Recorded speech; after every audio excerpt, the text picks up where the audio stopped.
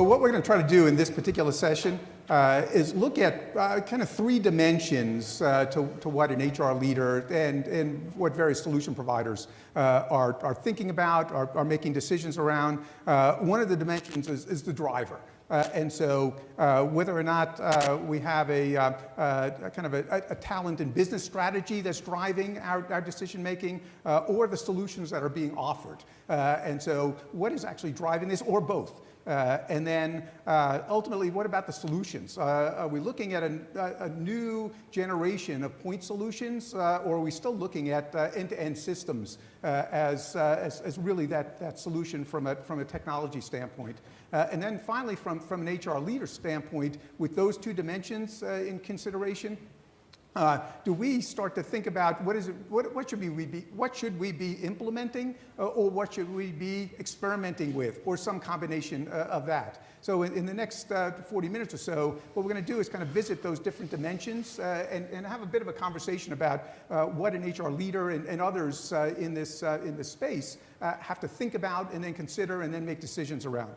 So I think we're going to start with just the drivers. So we have that kind of range between the talent and business strategy that's driving this, or the solutions that are being offered by the solution providers and others, or both. So maybe Jason, you can start us off with what you think is the drivers. I mean, at the highest point, any sort of technology deployment needs to be driven by what the business strategy is, and adapted from that. The challenge that we see is, in a lot of cases today, people still buy technology the old way. They issue an RFP, they get some responses, they build this big project plan, and the technology gets deployed over 3 years. And I thought we were beyond that point with cloud technology today, but the frustration I have is a couple of things. One is we shouldn't be thinking about implementation of technology. It should be thinking about the deployment of a strategy. It just happens to be leveraging technology.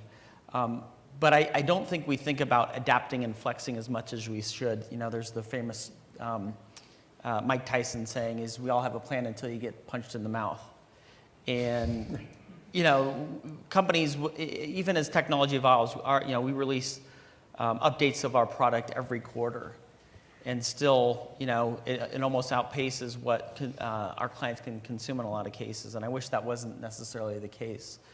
And so at some point, we need to get to this phase whereas we think about an implementation of a deployment of a strategy, and we're thinking about not a point in time. I hate the whole celebrate a go live. We should be celebrating milestones of the accomplishments of that deployment of that strategy to the business goals, and celebrate those milestones instead of just celebrating a flip of the switch.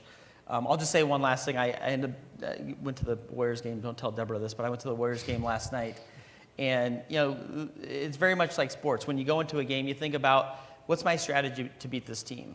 But the fact of the matter is, in every game, the situation of that game evolves, right? The game changes. And you got to adjust to the game. You got to adjust to how those situations change. And that's what I think enterprises can be doing a lot better. When you think about Dropbox, right? People don't think about a 3-year strategy to deploy Dropbox. I think they're thinking about how they can constantly be thinking about new ways to use it. And I think that's the way that we should be thinking about broader enterprise or human capital technology. Yeah, well, Neil, maybe Sure. with that in mind. Yeah, so I think I definitely agree. It's business strategy driven. I think there's influencing that we can do in the marketplace, as I mentioned, of the products and helping them to develop their product strategies, and thus they support that. So if I think about my time at Dropbox, I joined 2 years ago. At that point, we had a very strong employer brand. We were hiring considerable engineers and other folks in a fairly robust, active pipeline and a referral pipeline. And then 2016 kind of hit us and the capital markets softened. I like to say we lost a little bit of our rainbow as a unicorn, and things got harder. And so we started having to direct source and activate passive candidates. And so that change and really the change in not so much the business strategy, but our application or our ways about fulfilling that business strategy changed. And therefore, the technologies that we needed changed. We needed to be more marketers and therefore leverage more campaigns. We needed to use our leads that we had that were more passive and understand where they were and how to progress them through a process. It wasn't so much that they were being interviewed and then being assessed. It was that, where were they in their current career? Where were they in their current project? When would they be ready to talk to us again? And be able to be thoughtful and considerate in that kind of even pre-engagement time. And so, I think certainly those business strategies then, again, as a company evolves, drive things like wellness and benefit programs, recognition. Once you get comp right, now you're talking about less monetary incentives. So again, as the company has matured, we've defined our product strategy based upon that. And the last thing I'll say is, as a company that has users that have a very high UX standard, we found ourselves in a place where we are more in the best of breed portfolio, and that presents its own set of challenges and a strategy that we have to support, which is getting all of that data back into some central data warehouse so that we can deliver the analytics that all of us talk and believe deliver value. And so that requires yet another part of the strategy. How am I going to get that data back in? How do I transform it in a way? And then how do I surface it and make it actionable? So those have all kind of influenced our strategy at Dropbox. Terrific, thank you. I know, Amy, you have a couple of thoughts on this as well. Yeah, so when we think about what should be driving the systems, it has to be first and foremost driven by what the business needs. But I actually feel like sometimes we have conversations with companies and they're very focused on what they need, but they aren't necessarily talking about things that are actually making a difference on the business. So your talent strategy isn't rolling out another engagement survey. It's figuring out how to develop your people so that they're driving the business forward and they're bringing their best selves to work. So we've actually found that 70% of leaders buy into employee engagement, but only 20% actually believe that they're getting a return on the engagement investments that they're making. And that's a real problem. It's a problem for us as the technology solutions, and it's a problem for businesses. It's a great problem because they get it, but we really need to think hard about how the programs that we're implementing are actually having a difference and making a difference on the bottom line.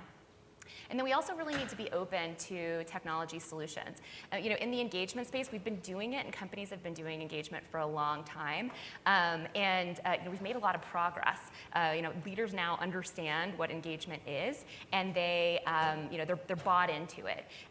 But a lot of people are still trying to do things the same old ways because that's made them successful. But the world is changing significantly, and there are companies out there whose entire workforce is thinking about how the work environment has changed and the solutions that we can create to manage that and to bring, communicate with people differently and bring data to leaders in new and different ways. So, being open to what those solutions are, to challenge your own thinking and make sure that you're always, bringing the best to your business is really important as well.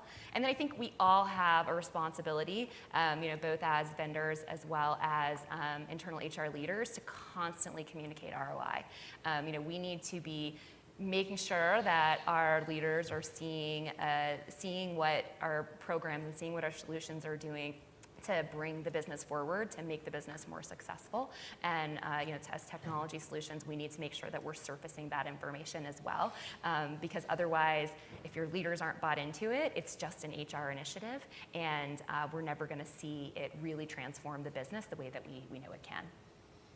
Great, terrific. And I'm a managing director in the human capital practice at Deloitte Consulting, and a lot of what we're seeing right now is focused around HR transformation. So a lot focused around re-strategizing of not only the technology, but the whole offering from an HR talent standpoint. So it's really interesting. Rob, Jason, any kind of closing comments before we kind of transition to the next question? Yeah, just a couple quick points. I think one of the keys that we've found success for our clients is around change management. So when you focus on the enterprise, it's not about the deployment of the system, but it's actually how can you help the person who bought your product move up in the organization. So like, how do you get them a raise? How do you get them promoted? And so to do that, you have to make sure the whole project is successful. And yes, sometimes they may take a year or 2 years, but at the end of the day, if you make that person really successful from a change management standpoint, they'll bring you throughout the organization, and that's how you're able to really permeate.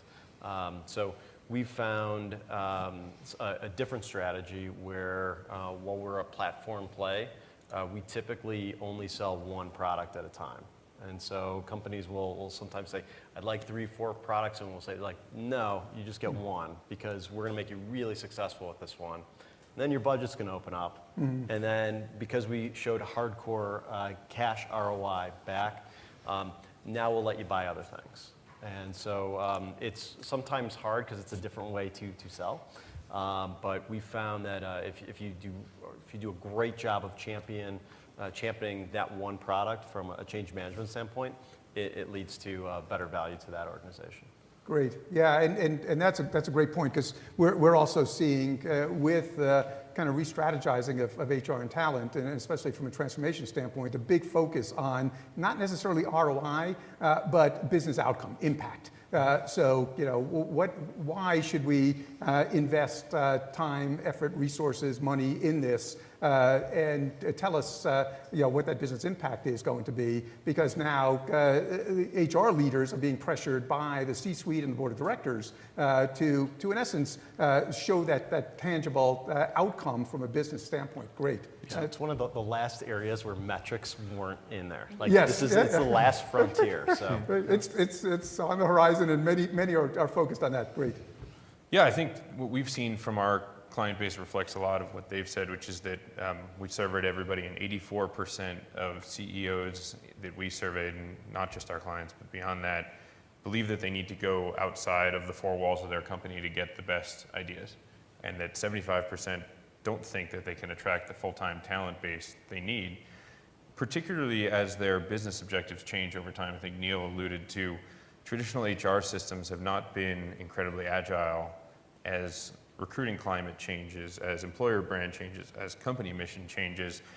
And to me, that's actually a symptom of the way that traditional work is structured, which is that to find somebody at most large companies takes quarters, to transition them often takes quarters, to even redirect their mission can take quarters, and business in a lot of cases is happening on a much faster timescale, particularly for employers who may not be an employer of choice or may not be in a great geography.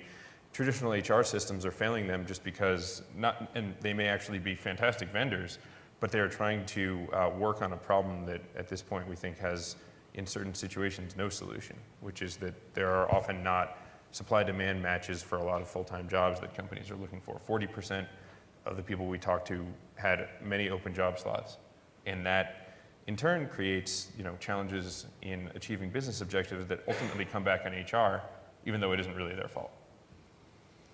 Terrific. So you kind of get a bit of a flavor in terms of some of the drivers here. Now, when we're thinking about that HR leader, that talent leader, who's now going to be either skewing more towards focusing on the strategy and maybe the transformation, vice looking, as Jason said, there's still a lot of talent and HR leaders that are putting out RFPs and looking at solutions that ultimately are going to drive their go-forward plan.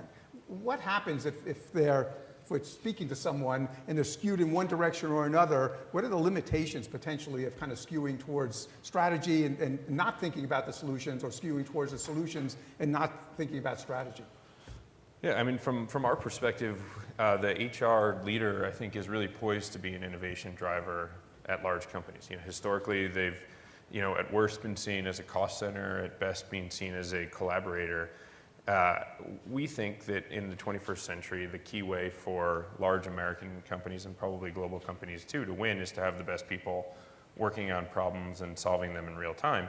And that's a very different role for the human capital function that has historically been true, where they've been seen as somebody who is given a shopping list and is supposed to come back with good product.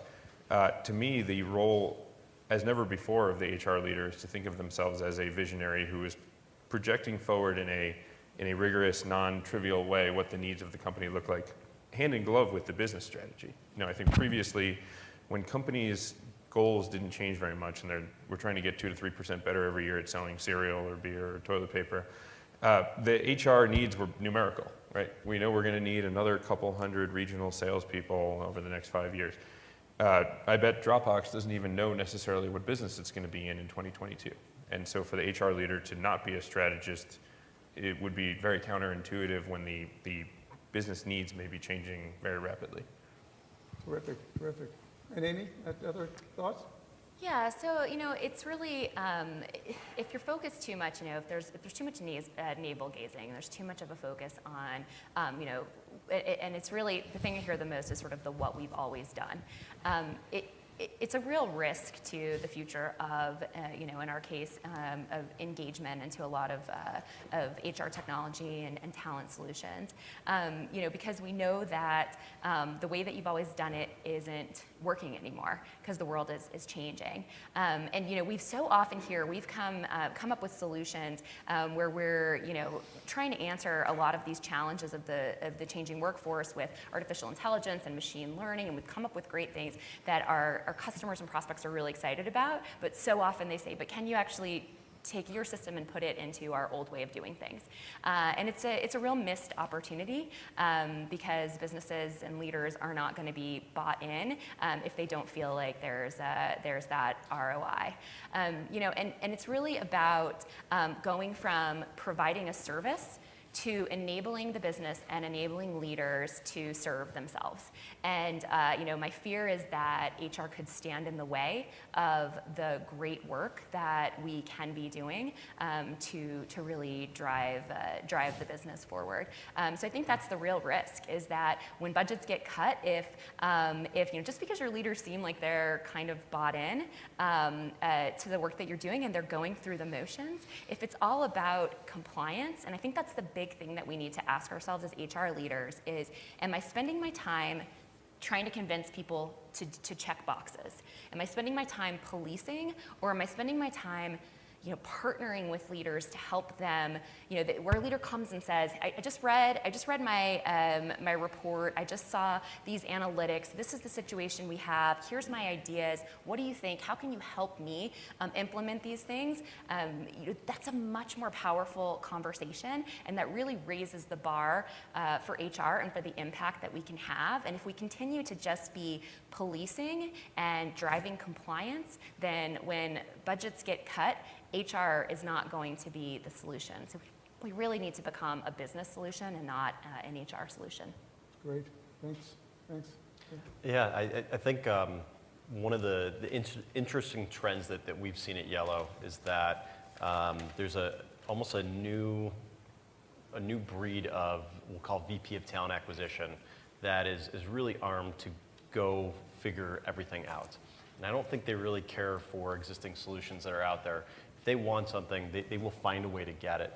And they were used to having internal HRIS, HRIT teams that would build things for them, but they couldn't build version 2, ever. And they got very frustrated about that. And so I'm seeing, and I think Yello was very fortunate when we came around several years ago, that several Fortune 50 companies picked us and said, we're going to invest in you guys. And here's the solution that we actually need. And we were fortunate enough to have enough of these companies to kind of get them in a room together and make sure that what we were creating would work not just for one company, but would work for many companies. And so they're not happy with their applicant tracking systems. They're not happy with their HRIS oftentimes, right? Like, no one goes on stage like, I love this system. They just don't. So they're looking for more of a system of engagement. And I think what's been really interesting is some of these companies, like, they don't take no for an answer. They're really, really forceful, but they're very brilliant. And so we've been fortunate where again, from a solution standpoint, we will assist them in their vision and getting that out there. And then you have this kind of second wave of people that are like, I want to do what they're doing. And so you kind of have this copycat group that comes along where it's like, just help us build our technology roadmap over the next few years. And so we've seen a very interesting transition there, where a few years ago that this didn't exist. Yeah, terrific. And Neil and Jason, kind of follow-up comments? No, I mean, I guess I would just share a couple stories, I think, when it starts to go right. So our HR business partners at Dropbox meet every quarter with every member of our staff team, which is the folks that report to Drew Houston, our CEO. And what they review in that is the business performance. So if you take a sales leader as an example, they'll review sales and whether they're moving towards target. They'll review ultimately the attrition that's impacted that organization. Where did it come from? How much of it was regretted? How much of it was unregretted? What are the engagement surveys that were done in the last quarter? What's the org shape look like? And what do we think that org shape needs to look like given the next quarter's objectives? And then that dialogue then kind of churns into the action planning that comes from that. So whether or not it's reinforcing with leaders and ensuring that they all attend the next set of leadership development that's offered, or targeted coaching that we might provide with an outside partner, or a retention strategy, or again, making up for some of that attrition through a recruitment strategy, and ultimately making sure that again they can achieve those ultimate sales targets that are going to come right back on their plate the first day of the next quarter. And so when they have the data and a process in place to surface those data points and have a conversation, that's really when I think the impact occurs and when the real value of HR comes to bear. Great. Jason, any closing? Just real quick, I mean, all of us need to understand what the measuring stick is. I mean, Cornerstone's a public company and we report our earnings every quarter, and it's good news and bad news, right? The good news is we operate on a quarterly measuring stick publicly and to our investors and to our shareholders. But all of our employees listen to the earnings call. We encourage even customers to listen to our earnings calls, because that's a good indicator of our future strategy. And I think it's important for everyone, all of our key stakeholders, whether it's our investors, our employees, our partners, whoever it be, to understand where we're going and how we're getting there. Because the fact of the matter is, I could sit down with our CEO tomorrow and think about where we want to be in a year from now. I guarantee the path to get there is probably not going to be the same one I would define today. So it's constantly evolving. I think that's the thing that I just, as my earlier statement, I just don't think we think about more of thinking about how we can continue to evolve and build that into the DNAs of the HR organizations that we work with.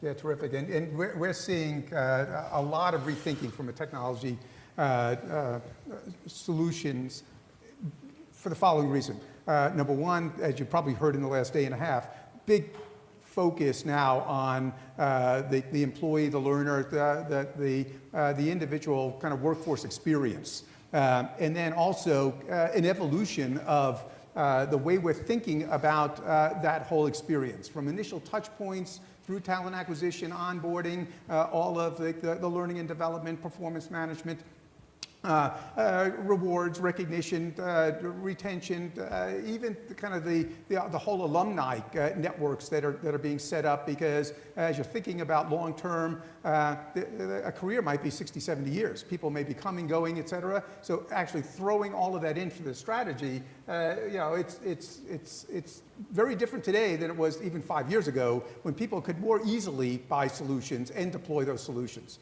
Now pretty much everything has changed and will, over probably the next 5 years, be not only accelerating, but also amplified.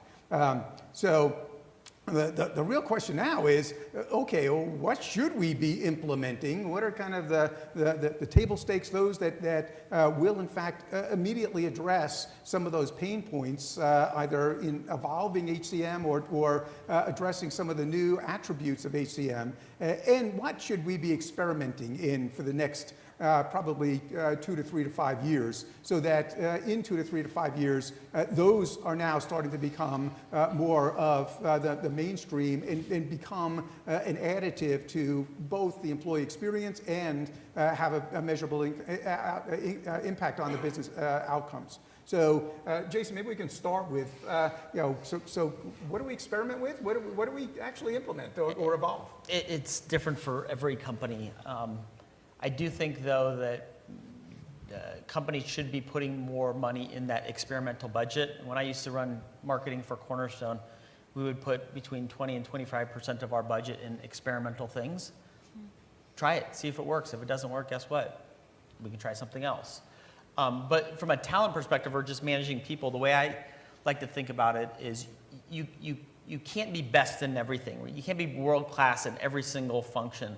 I think you have to pick and choose what's really important for your organization. And so what that means is think about learning, right? Today learning is really, traditionally we've always focused on compliance, but now we've got this movement towards self-directed learning. Where do you fit on that continuum, right? Do you want to shift to everything towards self-directed, or do you still need to do compliance, and figure out where you fit on that spectrum? Performance management is the same way, right? Josh Bersin has been talking for years about blowing up the traditional performance review. And we've seen some clients do that. But the fact of the matter is, not every company can make that successful. We saw some companies fully rush to, we're blowing up traditional performance reviews, and it was a complete nightmare for them, right? Because You it still triggered. have to pay people. You still have to pay people, right? It How are you going triggers to come up with the numbers? increases. Yeah, and I guess what I'm saying is you got to figure out in every area of your managing people in that talent management function, where do you want to be best in class, and where do you need to be good enough, right? Do you need to be best in class in payroll? Probably not in a lot of cases, right? So why are you putting all of your money in the payroll function when it's not moving the needle on your business? So what we always try to encourage is think about the spectrum, think about where you need to be, and that should give you some sort of indication on should you, and are you able to buy a solution that may be just a few years old, but the risk reward is there versus buying a solution that is more of that full stack and can get you everything that you want. That's probably going to be a little bit more expensive. So think about it in that paradigm of where you want to be in terms of do you want to be best in class? Do you need to be best in class? Or is good enough just good enough? Yeah. I guess it's interesting to me because I think about that kind of central or single solution as being a lower total cost of ownership versus more, because you end up layering on multiple solutions. And again, Dropbox is a good example of this. Like, we could have gone with Workday for every part of our HR technology landscape, but we've thoughtfully chosen best of breed solutions, and that comes at a higher cost. I'm paying more for it, but it's because the user experience is directly designed for that process area, and the capabilities and the focus of those product teams is on that specific area. And again, as we've talked about, the market and the processes are just changing so quickly that I'm not sure that any one company can keep up, right? Workday has to move on to the next product set to continue to grow their revenue to satisfy their shareholders. So it's hard for them to finish a product like time tracking when they're trying to release recruiting, right? So there is that balance, and I think it's a choice that we all have to make, whether it's ROI or total cost of ownership, or whether it's user experience. If your users aren't demanding it, you may not have to go down that path. And then just one other thing around experimentation, I agree. I ask my teams to try to set 20% of their quarterly OKRs around some experimentation or innovation, and whether that's a process that we want to go pilot in a part of the organization, a tool or new technology that they want to try, or a new set of programs, again, usually in a pilot mode, that then the next quarter we look at expanding and growing. This agile approach to program and process design shouldn't be any different than the way that products are built. And those areas that I see my team focusing are, again, the leads management and campaigning in recruitment, so looking more like a marketing organization, wellness, and certainly the programs that are expanding well beyond just medical and health benefits, but more to mindfulness and wellness programming. Those are the places where, again, technology and process innovation are starting to percolate for my teams. Great. Jason?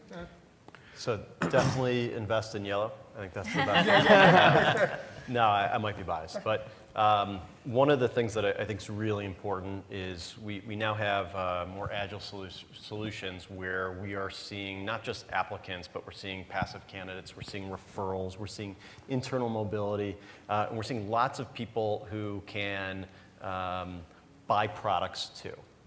And so because the databases are getting so big inside these organizations, one of my Fortune 500 customers, they have almost 3 million candidates directly in their system. Not applicants, but candidates.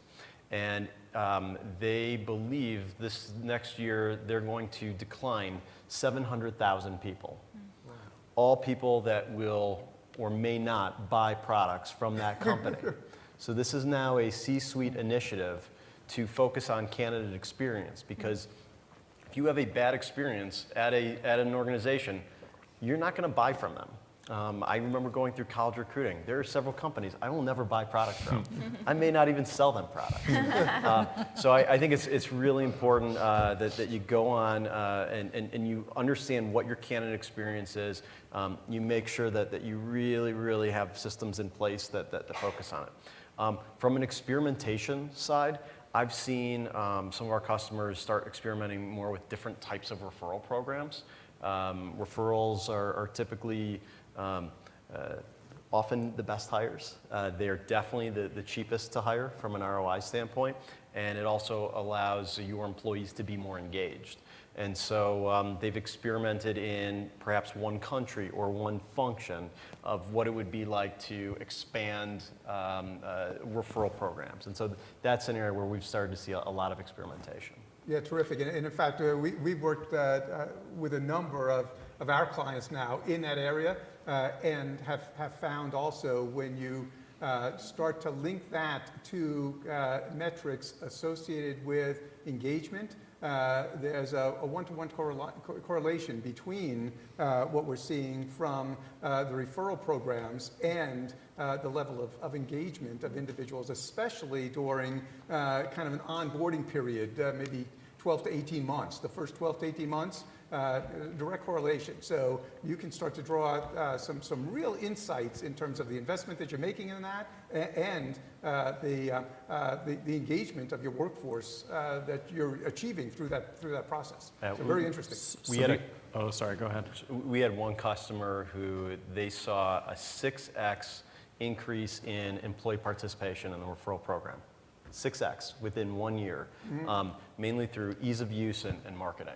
And it's just amazing. People are willing to do this, but they didn't have a system to do it.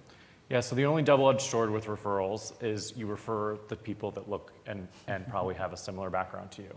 So 60% of Dropbox's hires pre-2015 came from referrals. We had an extremely strong referral program. But what did we find? Everybody looked white and male. And so we absolutely have a challenge in changing the way that the referral programs are set up. You have to enable different ways of looking at people's networks. They may not be the people that they know, and we used to discount the people that they hadn't worked with directly or couldn't speak on behalf of.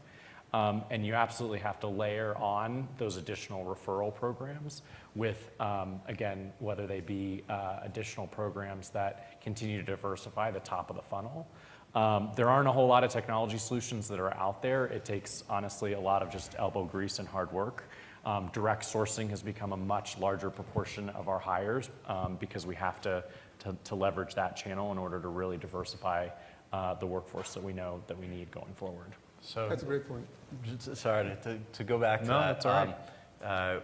We did a recent study that said that 94% of new graduates that are within their first 6 months of a job at an organization like Dropbox are willing to refer someone. Absolutely. And so often the diversity initiatives happen at campus and happen through MBA programs, and so there is a good way to It's a still great get point. that group. I think I absolutely agree. The one exception is our new graduates and the youngest folks that are joining the organization. It's where we're seeing the biggest impact on diversity. We're able to hit 40, 50% of those classes being diverse. It's much more challenging at the kind of middle to management team level, for sure. All right, great. And we only have about 9 minutes left, so I think we're going to do lightning round, and I think we're going to do crystal ball. Okay. We'll start with you, Rob, and maybe a minute or two on, so what's your crystal ball for where we're going in the next 5 or maybe even 10 years? Sure. So the greatest change we've seen at our most successful clients from an HR, HCM standpoint is that they've stopped thinking about human capital as job slots and headcount, and instead they've re-engaged with their business partners on a budget and job to be done basis. That has many upsides. So sometimes you may be given 3 full-time headcounts, and what you actually want to do is hire 2 people who are 50% better than the other 3 you might have hired. Sometimes you're given a job slot, and what you really want is to spend $100,000 on a consulting project that will take 6 weeks, rather than have a 1-year, $100,000 employee. And so what I would predict, without any reference to our business model, although we will benefit from this tremendously, is that HR departments and their business partners take a far more outcome orientation to the procurement of talent, and think about what can I do to best support the changing business strategy, rather than how do I bring a bunch of people into the building, bear hug them as hard as I can, and when they leave, replace them as quickly as possible. Because that system is, I think, no longer structurally creating value. Great. Yeah, Neil. So first, our processes and our technology will be user-centered designed. They will no longer talk about the silos or look like the silos of our organization. 2, there'll be action-oriented analytics that are surfaced, and I, as a business person or an HR person, can take action directly in that same space in which that analytics is delivered to me. And then, lastly, I think that to the point about experimentation, we are in the mode where we are experimenting, trying new tools, and we're able to plug and play those with an open architecture of those products, so that, again, we're not having to spend 2+ years implementing or connecting the systems that we're trying to enable these new and innovative processes with.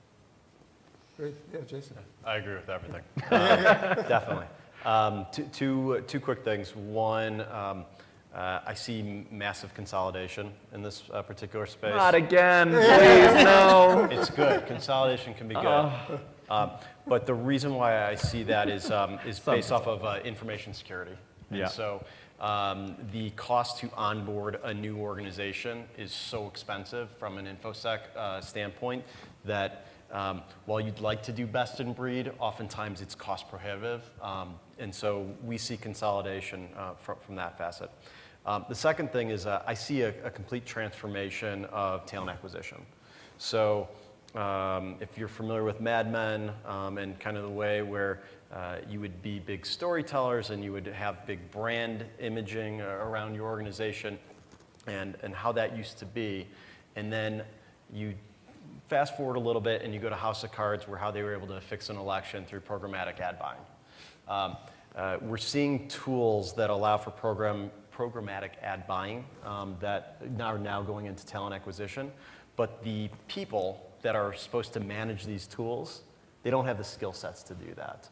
And so I've started to see the very progressive talent acquisition organizations go out and hire actual consumer marketers.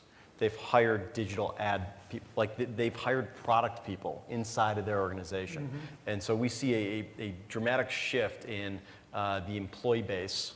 And what we think this will allow people to do again is allow recruiters to not be transactional and allow them to provide a better experience and portray their brand differentiated. Terrific. That's great. Yeah, Jason. I'll just say all of these were fantastic. The way I would position it more, and I think it's probably putting all these ideas together, is more personalizing of the entire career experience, right? For sure. Which is, learning. We all have to do compliance training to some extent, but what I care about is things personal to me, right? I want to learn things that are important to me, whether it's in my personal life or my professional life.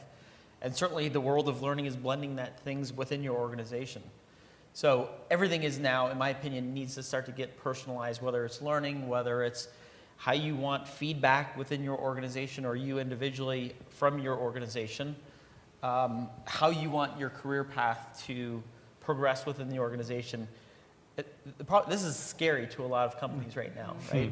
One of the things we announced a product about a year and a half ago called Career Insights, or basically the concept is based on the data that flows through our system, we can tell an individual where they can direct their career path, where the next step is that wasn't necessarily intuitive from their manager.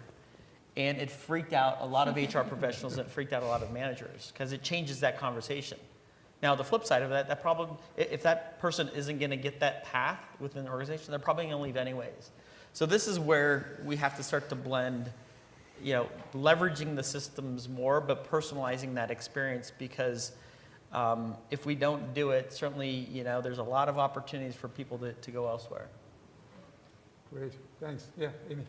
Yeah, I totally agree with everything that's been said. And building a little bit more on Neil's first point, I think that the main difference, and it's not even a prediction, I just know it's going to happen because employees are going to demand that our HR technology matches our consumer technology. We think about our experience with, Netflix knowing what we want before we even really know what this show is, and it's exactly what you were just saying, Jason. We think about, we order a Lyft, it knows where we are, we get to track the driver coming to us, we get to immediately rate the driver and provide feedback, communicate with the driver if we want to, then look at how long our trip took. I mean, these are things that we get to do every day, all the time in our personal lives, and then we get to work and we have very different experiences, and they're underwhelming. And I predict that technology is going to start to match those experiences. We're going to have beautiful user interface that's simple and easy to use. We're going to be able to give input and feedback all the time. We're going to get a prompt because we just got promoted, or we were looking at something and the system knows that that we might want to give feedback on what it is that we need and what type of training we might need, or what our biggest barriers are. So it's going to become a much more, just much easier dialogue.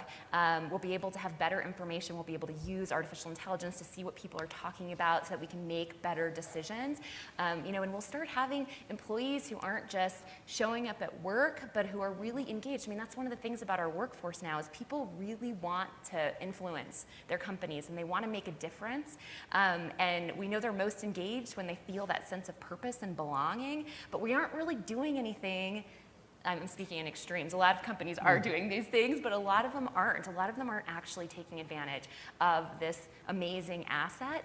So I think we're going to stop talking about things like work-life balance, because people are going to, be able to integrate work into their life and be able to feel real meaningfulness and purpose in what they do. And it's not, again, going to be about the HR solutions. It's going to be about business solutions that's making us better as people and making businesses more successful. Great.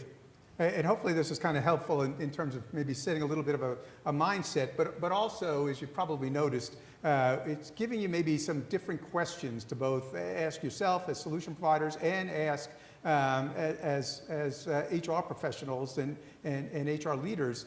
So where do I go from here? And I think Amy's comments is so telling. I have lots and lots of conversations with CHROs and all of their direct reports. And historically it was, well, but our workforce won't accept it. No, we'll have to go through a major technology, implementation and all of this training and all the change management. No, they're already there. Okay, you're going to catch up. And so a number of folks are thinking about kind of what does it mean to leapfrog into effectively the experience that they have as a customer right now. And so that's the big dilemma, and that's why kind of driving towards some of the point solutions, some of the experimentation, looking at completely re-strategizing about the solution that you're offering inside of an organization based on the customer experience is where it's all at. So the conversation has changed, the levers you can pull are changing, and the pushback that you can provide to a CHRO who's pushing back on you that the workforce won't accept it is in fact completely getting destroyed. So hopefully that gives you a little bit of a flavor, and we're 1 minute over, but thank you very much for your attention. Thank you. Thank you. Thanks.